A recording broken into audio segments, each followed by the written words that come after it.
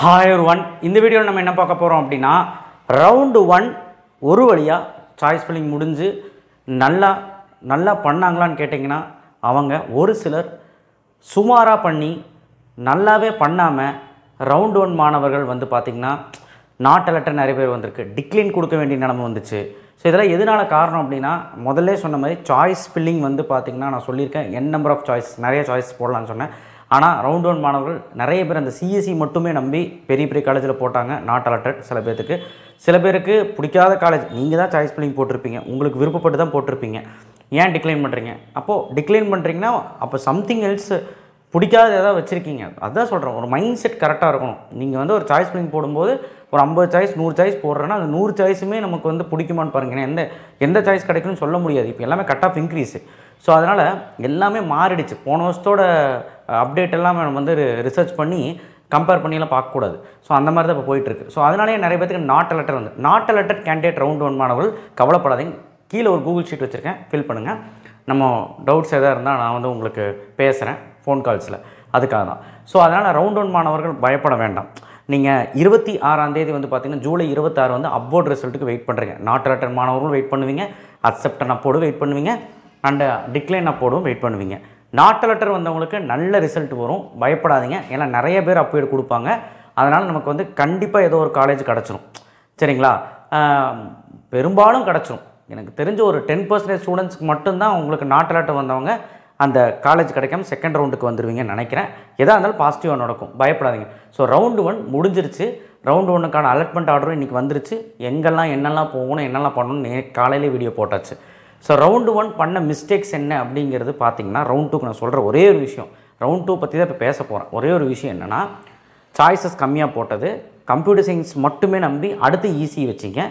So அடுத்து வந்து பார்த்திங்கன்னா டாப் காலேஜஸ் மட்டும் இப்போ கட் ஆஃப் 185ன்னு வச்சுக்கோங்களேன். வெறும் SSN, CEG, MIT, PG ஐடெக், Kumaraguru, Krishna, இந்த மாதிரி ரொம்ப அந்த டாப் 10 மட்டுமே நம்பி போட்டது.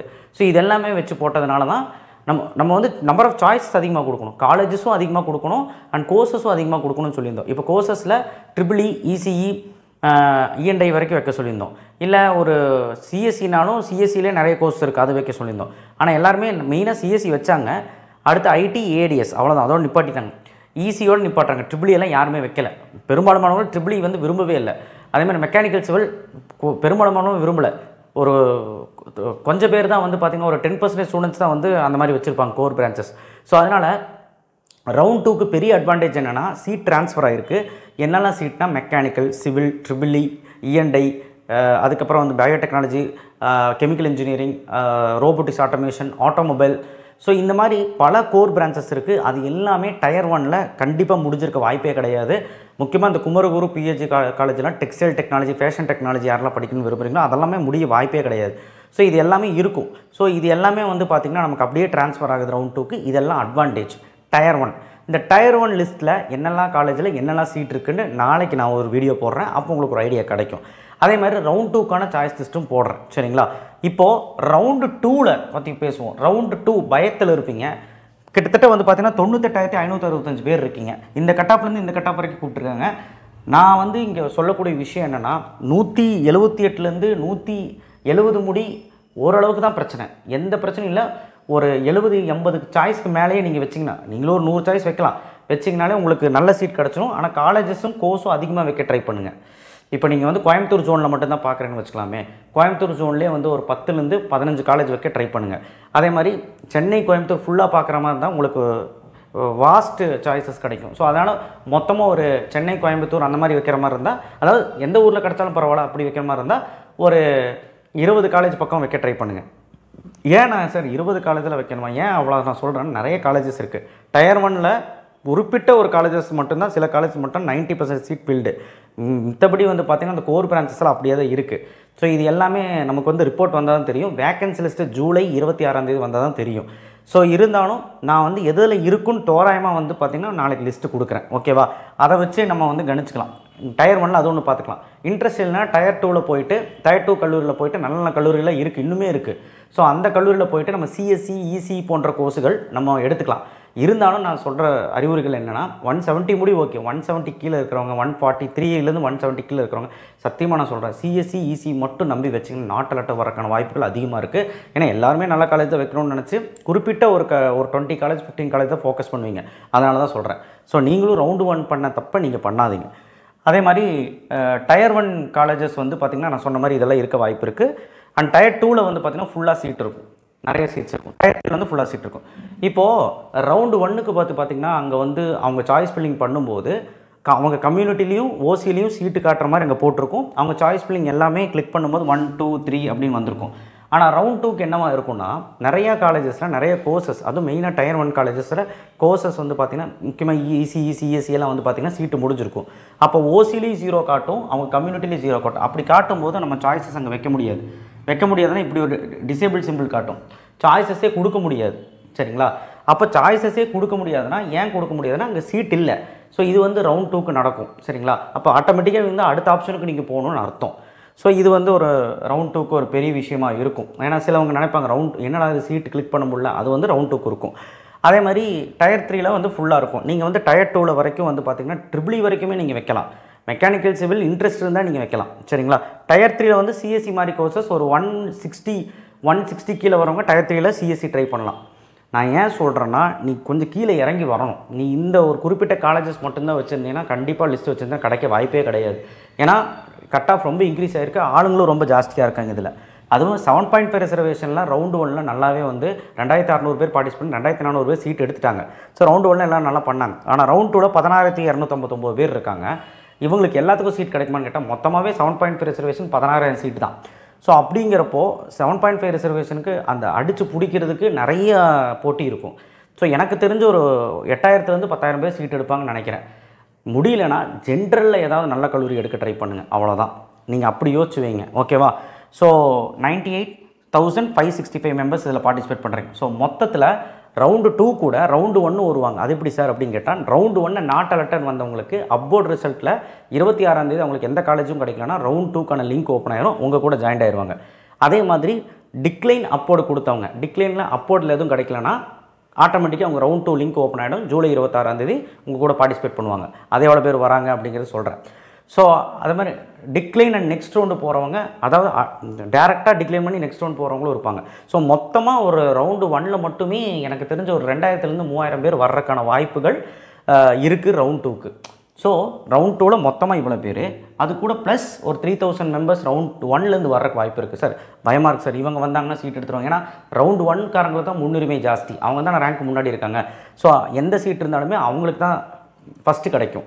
ஸோ அதனால் அவங்க எல்லாருமே இந்த டயர் 1 ஃபோக்கஸ் பண்ணுவாங்க. ஆனால் ஒரே ஒரு பிரச்சனை என்னென்னா அவங்களும் என்ன பண்ணுவாங்கன்னா டயர் 1ல் வந்து கோர் பிரான்ச்சஸ் பெரும்பாலும் விரும்ப மாட்டாங்க. என்ன பண்ணுவாங்கன்னா ட்ரை பண்ணுவாங்க, அதில் இல்லைன்னா அது பட்சத்துக்கு டயர் 2ல் சிஎஸ்சி மாதிரி கோர்ஸ் எடுப்பாங்க, சிஎஸ்சி இசி மாதிரி கோர்ஸ் எடுப்பாங்க. நீங்கள் புத்திசாலித்தனமாக என்ன பண்ணணும்னா டயர் 1ல் இந்த மாதிரி கோர்ஸ் எடுங்க. நான் இதை மட்டும் சொல்லலை, கோர் பிரான்ச்சஸ் நிறையா இருக்குது. கோருக்கு விரும்புங்கன்னு சொல்ல, காலேஜுக்கு முக்கியத்துவம் கொடுன்னு சொன்னேன். நல்ல காலேஜ் கிடைக்கிறது இப்போலாம் ரொம்ப கஷ்டமாக இருக்குது, அதனால தான் சொல்கிறேன். ஸோ அதனால் அந்த விஷயமெல்லாம் கொஞ்சம் காம்ப்ரமைஸ் பண்ணிங்கன்னா உங்களுக்கு சாய்ஸ் ஃபில்லிங்கில் வெற்றிகரம் தான் இருக்கும். ஸோ என்னெல்லாம் நீங்கள் பண்ணணும் அப்படின்னு பார்த்தீங்கன்னா சாய்ஸஸ் அதிகமாக கொடுக்கணும். பிசி ஓசியாக இருந்தீங்கன்னா 150லேருந்து 200க்கு மேலே சாய்ஸ் கொடுக்க நான் மினிமம் சொல்கிறேன். மேக்ஸிமம் நீ கொடுக்குறது உன் கையில் தான் இருக்குது. எம்பிசி பிசிஎம் வந்து 120+ மினிமம் கொடுக்கணும். அதுக்கப்புறம் மேக்ஸிமம் நீ கொடுக்குறது எவ்வளோ நீ பார்த்துக்கோ. எஸ்சி எஸ்டி அட்லீஸ்ட் 100 கொடு, அதுக்கு மேலே கொடுத்தா ரொம்ப சந்தோஷம். ஸோ காலேஜஸும் அப்படி தான். நீ வந்து ஒரு 5 காலேஜ் பார்த்து வச்சுட்டு ஒரு 2-3 காலேஜ் பார்த்து வச்சுட்டு அதில் மட்டும் சாய்ஸ் ஃபில்லிங் பண்ணாலும் கண்டிப்பாக நாட் அலர்ட் தான் வரும். ஏன்னா அந்தளவுக்கு போட்டி இருக்குது. ஸோ அதனால் ஒரு 15 காலேஜாவது நீ பார்த்து வை. சார் எப்படி சார் கோயம்புத்தூர்னு நான் இருந்தாலும் ஒரு 10 காலேஜ் தான் நல்ல காலேஜ் இருக்குது, அதாவது டயர் 2ல் அப்படிலாம் இல்லை. 15 காலேஜ் வரைக்கும் பார்த்து வை, அதில் ஒரு 4 கோர்ஸ் எடுக்கிற மாதிரி பார்த்து வை. ஸோ பாருங்கள், அட்லீஸ்ட் 4 கோர்ஸ் என்ன காலேஜ், ஒரே காலேஜில் 4 கோர்ஸ் 3 கோர்ஸ் எடுக்கிற மாதிரி பாரு. இப்போ கம்ப்யூட்டர் சயின்ஸ்னால் கம்ப்யூட்டர் சயின்ஸ் ஓரியன்டடில் நிறைய இருக்குது. ஏடிஎஸ் ஏஎம்எல் இருக்குது, ஐடி இருக்குது. அதே மாதிரி ஈஸினா ஈஸி எடுத்தால் ட்ரிபிள் எடு, இஎன்ஐ எடு. ஸோ நல்ல ஸ்கோப் இருக்குது. பேரண்ட்ஸ்க்கெலாம் ஒரு இது என்னென்னா நான் ட்ரிபிள் எடுக்க மாட்டேன், ட்ரிபிள் வந்து கோர் பிரான்ச்சு, ட்ரிபிள் படித்தா வேலை கிடைக்காது, அப்படிலாம் கிடையாது. ஈஸியும் ட்ரிபிளையும் கிட்டத்தட்ட ஒன்று தான். ஸோ எவ்வளோ டைம் சொல்லியாச்சு. ஸோ நிறைய பேர் அது விரும்புகிறதே கிடையாது, அதை கொஞ்சம் பார்த்துக்கோ. அதே மாதிரி மெக்கானிக்கல், ரோபோட்டிக்ஸ், ஆட்டோமேஷன், அந்த கெமிக்கல், அந்த கெமிக்கல் கூட விடுங்க. ஸோ அந்த துறையில் வந்து பார்த்திங்கன்னா உங்களுக்கு சீட்ஸ் நிறையவே இருக்கும் நல்ல கல்லூரியில். ஸோ அதுவுமே நீங்கள் ஃபோக்கஸ் பண்ணலாம். ஸோ சாய்ஸஸ் வந்து 4 கோர்ஸ் தான் வைக்கணும்னு சொல்லலை, 4 கோர்ஸாவது மினிமம் வைங்க. அதுக்கு மேலே கோர்சஸ் அதிகமாக வைங்கன்னா அப்போ தான் சாய்ஸஸ் அதிகமாகும். இப்போ நீங்கள் 10 காலேஜ் எடுத்துகிட்டு 4 சாய்ஸ் கொடுத்தீங்கன்னா 10x4 10x4 140 சாய்ஸ் ஆச்சு கரெக்டுங்களா? சாரி 10x4 40 சாய்ஸ் ஆயிடுச்சு சரிங்களா? இப்போ 10 காலேஜில் 4 சாய்ஸ் வச்சாலே 40 சாய்ஸ் ஆச்சு. 40 சாய்ஸ் தான் ஆச்சு. நான் எவ்வளோ சாய்ஸ் வைக்க சொல்கிறேன் உங்களுக்கு? இவ்வளோ சாய்ஸஸ் வைக்க சொல்கிறேன். ஸோ அப்போ நீங்கள் பார்க்கணும், அந்த காலேஜை கொஞ்சம் அதிகமாக எடுங்க சரிங்களா? அதே மாதிரி சென்னை, கோயம்புத்தூர், அதுக்கப்புறம் வேறு நான் சோன் பார்க்குறேன்னா பிரச்சனை இல்லை. கோயம்புத்தூரில் மட்டும்தான் பார்க்குறேன், சென்னையில் மட்டும்தான் பார்க்குறேன்னா கொஞ்சம் கஷ்டம். கொஞ்சம் பார்த்து சீட் எடுங்க. ஏன் நான் இது சொல்கிறேன்னா, நான் ஒரு எக்ஸ்பீரியன்ஸில் சொல்கிறேன். ரவுண்டு 1ல் நிறைய பேருக்கு சாய்ஸ் ஃபில்லிங் நானே பண்ணி கொடுத்துருக்கேன். அண்ட் ஆல்சோ பண்ணதையும் பார்த்துருக்கேன். என்னென்னா குறிப்பிட்ட ஒரு 10 காலேஜ் மட்டும் அந்த ஊரில் மட்டும் வச்சு, கோயம்புத்தூரில் குறிப்பிட்ட ஒரு 10 காலேஜ் மட்டும் வச்சு சிஎஸ்சி ஈசி மட்டும் லாக் பண்ணால ஒரு 185 கீழே இருந்ததுனால சில காலேஜஸ் கிடைக்காம, அந்த காலேஜெல்லாம் கிடைக்காம நாட் லெட்டர் வந்தது. ஸோ அதே கதி உங்களுக்கு வரலாம். ஸோ அதனால தான் சொல்கிறேன், வாஸ்ட்டாக கொடுங்க, வைடராக கொடுங்க. உங்களுக்கு வேறு ஊருக்கு போகிற இன்ட்ரெஸ்ட் இல்லைன்னா உங்கள் ஊர்லேயே ஒரு நல்ல காலேஜாக பாருங்கள். இப்போ சவுத் ஜோனில் இருக்கிற மாணவர்கள் வந்து பார்த்திங்கன்னா, மதுரையில் எடுத்திங்கன்னா தியாகராஜா பார்ப்பான், தியாகராஜில் சீட் இல்லைன்னா வேலம்மாள் பார்ப்போம், வேலம்மாளில் சீட் இல்லைன்னா பிஎஸ்என்ஏ பார்ப்பான், பிஎஸ்என்ஏ இல்லைனா மெப்போஷலாங் பார்ப்பான், மெப்கோல இல்லைனா. ஸோ அந்த மாதிரி அடுத்த ஆப்ஷன் கே ராமகிருஷ்ணன் திருச்சியில், சாரநாதன். ஸோ இதெல்லாம் வந்து அந்த ஜோனில் வந்து பார்க்கலாம். நேஷனல் இன்ஜினியரிங் காலேஜ் இதெல்லாமே நீங்கள் பார்க்கலாம். இதெல்லாமே வந்து கோர் பிரான்ச்சஸ் கண்டிப்பாக இருக்கும். தியாகராஜில் இருக்காது, மோரோவர் எல்லாமே முடிஞ்சிருக்கும். ஸோ இதுதான் நான் சொல்கிறேன். ஸோ உங்கள் ஜோனில் மட்டும் ஃபோக்கஸ் பண்ணுறீங்க அப்படின்னா கொஞ்சம் பார்த்து சாய்ஸ் ஃபில்லிங் பண்ணணும். ஆனால் அங்கே மொத்தம் நான் என்ன சொல்கிறேன்னா, வைடராக இருக்கணும் சாய்ஸு, நிறையா இருக்கணும் சாய்ஸு. அப்போ தான் நீங்கள் ஜெயிக்க முடியும். ரவுண்ட் 2 மாணவர்களுக்கு இதுதான் முக்கியமான பாயிண்ட்டு.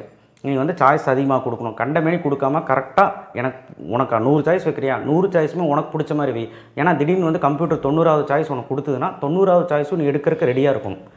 நீங்கள் வந்து பிடிக்கல டிக்ளைன் பண்ணி நான் அடுத்த ரவுண்டு போகிறேன், 3வது ரவுண்டு போகிறேன் அப்படின்னு விளையாண்டில் இருந்தீங்கன்னா 3வது ரவுண்டில் எதுவுமே இருக்காது. அதுக்குன்னு 3வது ரவுண்டு பயப்பட வேண்டாம்.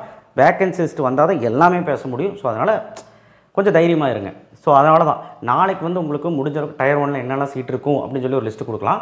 நாளைக்கு வந்து உங்களுக்கு டயர் 1 மொத்தத்தில் என்னெல்லாம் காலேஜஸ் உங்களுக்கு கிடைக்க பாசிபிலிட்டிஸ் இருக்குது அப்படின்னு சொல்லி ரவுண்ட் 2க்கான சாய்ஸஸ் கொடுக்கலாம். ஸோ அப்போ ரவுண்ட் 2க்கு ஒரு நல்ல ஐடியா இருக்கும் சரிங்களா? ஸோ கட்டாயமாக இந்த வீடியோவை எல்லாத்துக்கும் ஷேர் பண்ணுங்கள். கட்டாயமாக வந்து ரவுண்ட் 2க்கு நல்லபடியாக சாய்ஸ் ஃபில்லிங் பண்ணி 26ஆம் சாய்ஸ் ஃபில்லிங் ஓப்பன் ஆகுது. 26, 27, 28 நல்லதாக பார்த்து நம்ம நல்லதாக எடுத்துக்கலாம். கண்டிப்பாக நன்மை நடக்கும். அண்ட் ரவுண்டு 1க்கு நாட் அலர்ட் வந்தவங்க கவலை வேண்டாம். நீங்கள் இந்த கூகுள் ஃபார்ம் ஃபில் பண்ணுங்கள். 26ஆம் நெகட்டிவாக வந்துச்சுன்னா நம்ம ரவுண்டு 1லே அதாவது டயர் 1லே ஒரு நல்ல கல்லூரியில் ஏதாவது மேனேஜ்மெண்ட் கோட்டாவில் டொனேஷனே இல்லாமல் சேர முடியுமா என்னென்னு பார்க்கலாம். நீங்கள் அதுக்கு தான் நான் ஃபில் பண்ண சொல்கிறேன். அவ்வளோதான். தேங்க்யூ. ஷேர் பண்ணுங்கள், சப்ஸ்கிரைப் பண்ணுங்கள், மறக்காமல் பெல் ஐக்கனை ப்ரெஸ் பண்ணுங்கள். தேங்க்யூ.